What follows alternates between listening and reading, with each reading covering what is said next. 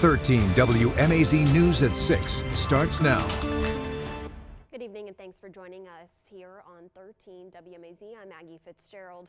Tonight, a Putnam County community is grieving after a 7-year-old boy drowned. It happened around 3:30 p.m. on Friday. The GBI says he died in an accidental drowning. The Putnam County coroner said 7-year-old Xander Whitehurst was pronounced dead at a hospital in Greene County. The coroner says the child had just celebrated a birthday in December. The Putnam County Sheriff's Office is handling the investigation. We'll keep you updated on air and online as we learn more. Association for the advancement of colored people. Macon NAACP President Gwinnett Westbrook has officially been sworn in as the next state NAACP president. In a Saturday ceremony at Macon's Buck Melton Community Center, Westbrook took an oath to officially become the organization's 14th president. She's succeeding former President Gerald Griggs and is set to serve a 2-year term.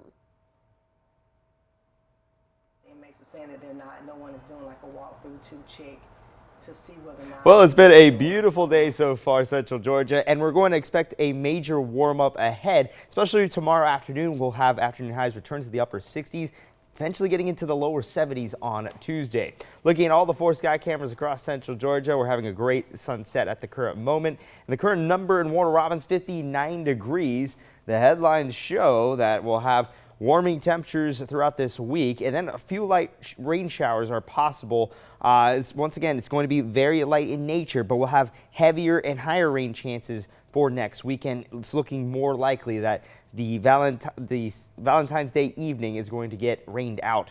Now, looking at satellite and radar, looking at clearer weather down towards the south and cloudier conditions north of I-16.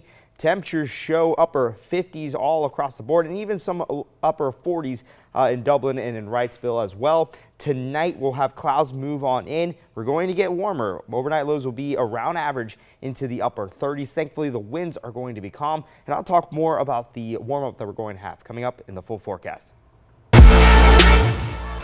All right, thanks, David. It's Super Bowl Sunday, and we're just a few minutes away from kickoff of the game featuring the Seahawks and the Patriots. Now, let's take a live look over Levi's Stadium in San Francisco as fans have filed into the stadium. This is a rematch of Super Bowl 49 when the Patriots won on a late game interception. And as the Seahawks take the Super Bowl stage, a local player is part of the team. Chris Paul Jr., a Crisp County High School grad, is a linebacker on the Seattle's practice squad. If the Seahawks win, he will get a Super Bowl ring. Now, he played college football at Ole Miss and Arkansas and was chosen in the 5th round of the NFL draft just last year. Our sports anchor, Cecily Stout, is with his dad, Chris Paul Sr., at the family's watch party in Cordele tonight, where the celebration is just getting started. Cecily. That's right, Maggie. We are live here in Cordele. I'm here with Chris Paul Sr., a very proud dad at the moment. How are we feeling? Kickoff is just minutes away now. Minutes away. We're ready to try to get the Super Bowl ring, first ring in Cordele history, for a Cordele native. So we're ready. Yeah, absolutely. Okay, now we first met last April when we talked about Pooh's journey going into the NFL draft, and now we're here talking about a Super Bowl. Unbelievable turnaround. Is this what we expected? No, because like I said, Seattle was picked to go last and to be last in the division. Now they're in the Super Bowl, but he was drafted by the Rams, and he got cut. To make things clear, he got cut and because of an injury. But Seattle was right on the phone to get him. And, like I always tell him, and I tell everybody, Jeremiah 29:11. That's my favorite verse. God knows the plan that He has for you. So He had other plans for him to go to a Super Bowl team, and he got a chance to beat them and, play in the Super Bowl. Yeah, absolutely. Okay, now did you talk to your son today? Any words of wisdom as he goes into a really big moment? No, I just texted him and just told him, they were very proud of him. The whole city's behind him. Really, the whole, everybody in Georgia is behind him. And I just told him, the same thing I always tell him, Jeremiah 29:11. Come home with that ring and you'll go down in history. So that's all, we're super proud of him. Yes, I'm sure the entire Crisp County community, Central Georgia in general, is super proud of him. We're going to have updates and see what the Seahawks do later tonight. Maggie, back to you. All right, thanks, Cecily. Thank you, Chris Paul Sr., for joining us tonight. And Paul isn't the only Georgia connection in the big game. Several other athletes who played high school football in the Peach State are also on Super Bowl rosters this year. That includes linebacker Jared Ivey, a North Gwinnett graduate, now with the Seahawks. The New England Patriots have a trio of Georgians, including quarterback Joshua Dobbs from Alpharetta, linebacker Braden Swinson, who played at Chapel Hill High School, and long snapper Julian Ashby, who is a Parkview High School alum. And the most notable Georgia native in the big game is Ernest Jones, a linebacker for the Seattle Seahawks. This is a pick six. It's one of the signature moments from this season. He's from Ware County in South Georgia and is having a breakout season. He made the NFL All-Pro second team with 5 interceptions and more than 100 tackles. This is his 3rd Super Bowl appearance.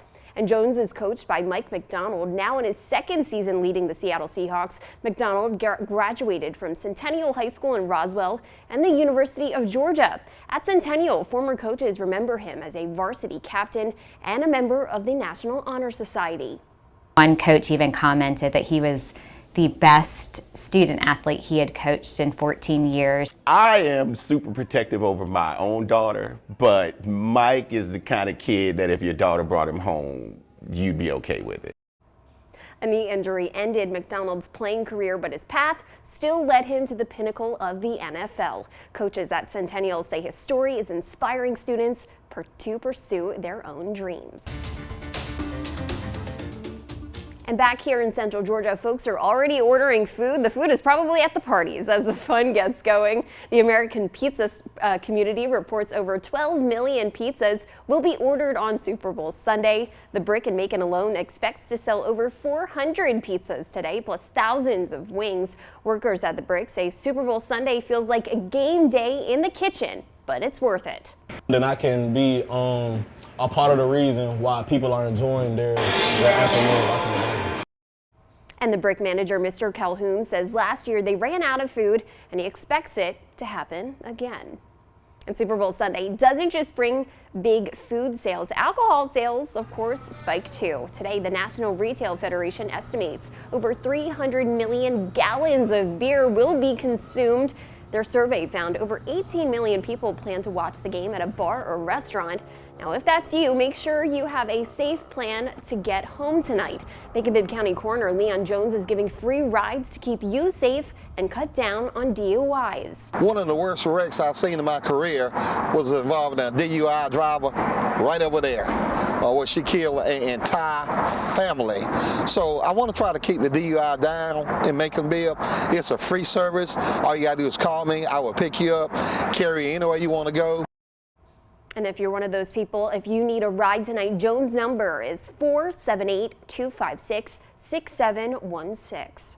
And while Jones and the Macon-Bibb County Sheriff's Department urge you to drive sober and stay safe tonight out in San Francisco, officials have been working on Super Bowl security plans for months. Jen Sullivan has the latest on federal officers and security plans at the Super Bowl. Security measures ramping up ahead of Super Bowl 60 outside and inside Levi's Stadium in Santa Clara, California. Federal and local officials say they will have eyes in the skies, on the ground, and even on the water. We've brought in some additional assets, our deployable specialized forces. While officials say there are no known credible security threats, the Super Bowl is categorized as a Tier 1 event by the Department of Homeland Security, which is the highest rating and requires extensive support and coordination from federal agencies. Our goal is the safety and security of the personnel. But one federal agency that the NFL says is not expected to be present is Immigration and Customs Enforcement. There are no planned ICE or immigration enforcement operations that are scheduled around the Super Bowl or any of the Super Bowl related events. Ahead of the big game, anti-ICE posters have been cropping up around San Francisco depicting the Puerto Rican Sapo Concho image used by singer Bad Bunny, who will be performing this year's Super Bowl halftime show. The decision to choose Bad Bunny, who performs mostly in Spanish, has drawn criticism from some, including the president. I don't know who he is. I don't know why they're doing it. It's like crazy. The Trump administration's crackdown on immigration has sparked anti-ICE protests across the country, including this one in San Francisco last month.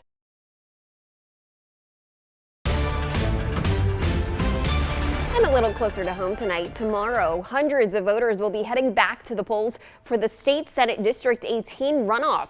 The district includes Monroe, Crawford, Peach, and Upson counties, West Bibb County, and the northern tip of Houston. On the ballot, Democrat Lamario Brown and Republican Stephen McNeil, both farmers and fathers. We caught up with both candidates about key issues. Both are concerned about data centers and the demand it puts on utilities. We don't need to just close the door on data centers, but we got to be smart about how we're actually implementing them into our system today and actually implement them in certain communities. I'd rather see these data centers stay in Atlanta where there's already a giant industrial complex so we can keep the character of our community the same. The early voting starts tomorrow, Monday, February 9th, and wraps up Friday the 13th. Election Day is February 17th. You can also stream both candidates' full interviews on 13 WMAZ+. A long-awaited recycling center is finally opening its doors in Houston County. The city of Centerville is opening its new recycling center. The old center on Industrial Way closed just last month to change locations. A state grant helped bring in new equipment and expand the capacity to keep up with growing demand. You can check out at 10 a.m. on Tuesday on Alberta Road. That's right next door to the Public Works Complex. The search for the mother of NBC host Savannah Guthrie is now in its 8th day. We'll share the latest on the case as the family works to bring her home.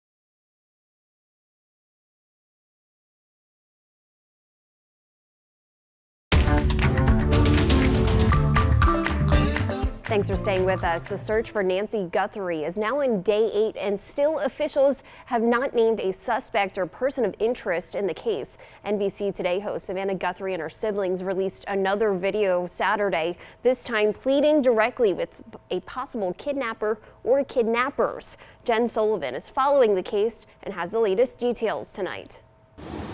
The desperate search for Nancy Guthrie now stretching into a second week. We beg you now to return our mother to us. Today Show host Savannah Guthrie clutching her 2 siblings in the newly released video Saturday, where they directly address the kidnapper or kidnappers. We received your message and we understand. We will pay. This latest message comes after reported ransom notes have been sent to some Tucson, Arizona newsrooms and TMZ. One note allegedly demanding $6 million in the form of Bitcoin by Monday at 5 p.m. and threatened Nancy Guthrie's life if those demands were not met. The FBI released a statement Friday saying investigators are, quote, actively inspecting the information provided in the message for its authenticity. Then on Sunday, the Pima County Sheriff's Office posting on X they still have no suspects or persons of interest. At this point, I think we all have a heightened sense of, do we trust this? Are these hoaxsters? Or is this really going to bring Nancy home? Saturday night, at least 3 deputy sheriffs were seen at her daughter Annie Guthrie's home, but no details were released as to why. For days, investigators have been scouring the Tucson, Arizona desert neighborhood where Nancy Guthrie lives for clues, but so far nothing has led them to her whereabouts. The 84-year-old was reported missing last Sunday after a friend told family members she did not show up for church services. The FBI has placed digital billboards throughout Arizona and surrounding states hoping for tips. Back in Nancy's neighborhood, candles and messages of hope left outside her home. It almost feels like time is standing still right now. The FBI is offering a $50,000 reward for any information leading to Nancy Guthrie's recovery. Well, we had another day in the lower 60s, but we'll warm up, especially tomorrow afternoon, as we'll return back to the upper 60s, eventually getting into the 70s throughout this week. I'll talk more about that coming up.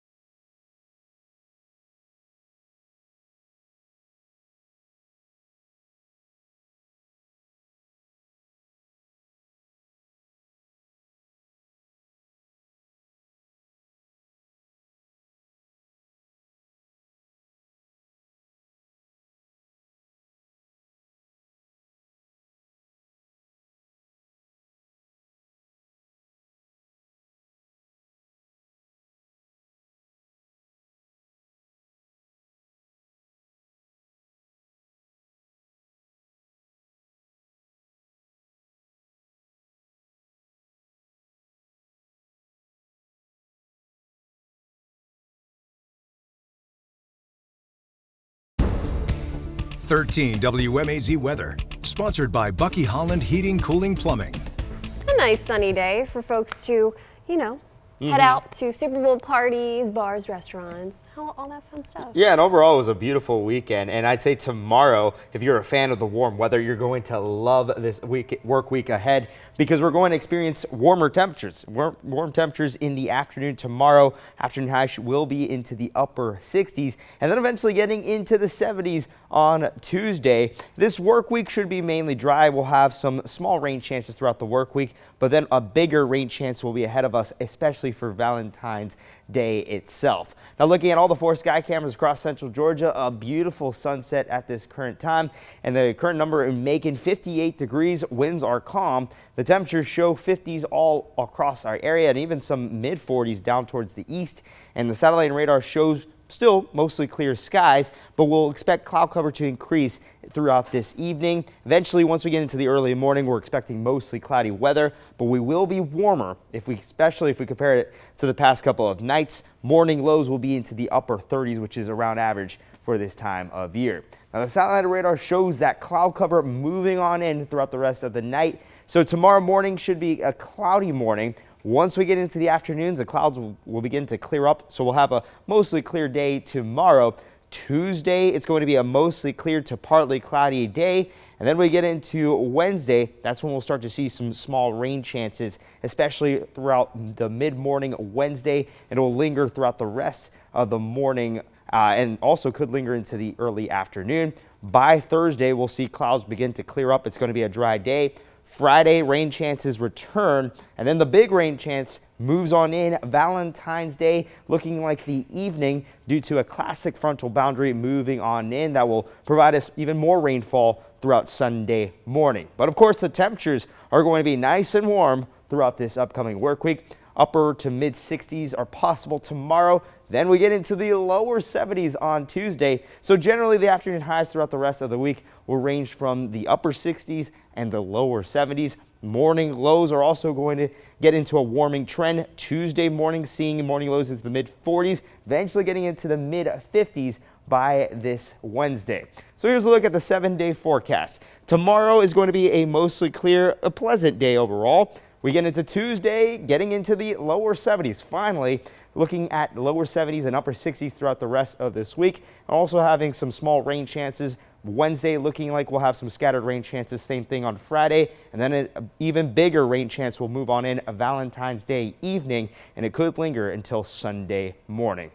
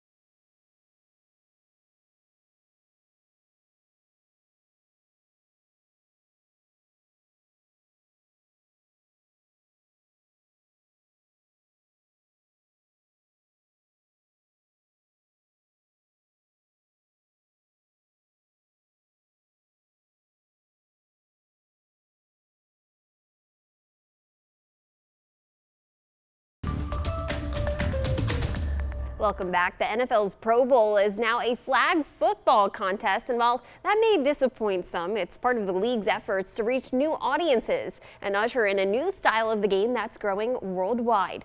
Gwen Baumgartner is at the NFL Experience in San Francisco with the details.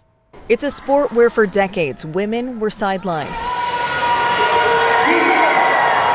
But here, they take center stage at this glow-in-the-dark flag football competition just 40 miles from Levi Stadium. I think it's exciting. I think it's a great opportunity. I think girls should have equal opportunity. I like that it's flag football and not tackle. Flag football is rapidly gaining popularity as the NFL looks to draw in new fans and players. More than 2.4 million kids play on an organized flag football team. Two-time Super Bowl winning quarterback Eli Manning stepped in to ref this game. It's about inclusion, it's about accessibility, everybody having the opportunity to play football at a young age. While the sport won't earn you a Super Bowl ring, it does offer a shot at Olympic gold. Men and women's flag football is coming to the 2028 Olympic lineup.